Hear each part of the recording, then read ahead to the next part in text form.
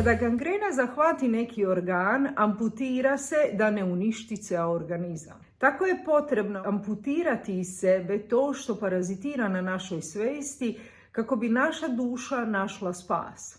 Iskustvo sa takvim osobama je teško i bolno, ali predstavlja posljednji najjači poziv naše duše da raskinemo te negativne obrasce koje imamo uglavnom od djetinjstva jer smo odrastali uz emotivno nedostupne roditelje. Tako odsečeni smo jedino i mogli naći takve partnere. Kada se povežemo sa sobom i tim izgubljenim delovima svoga sopstva, onda nam to poznato nedostupno postaje strano i umire u nama. Narcisi nisu osobe, to su algoritmi nezrelog i infantilnog ponašanja i potrebe za ljubavlju i vidljivosti koju nismo bazično dobili, a drugi, uglavnom partneri, su samo projekcija tih obrazaca. Kao što narcis nema karakter, ličnost, već predstavlja neko amorfno biće ili nebiće koje nema jasnu strukturu i osobine, tako i taj nedefinisani odnos bez reda i poretka,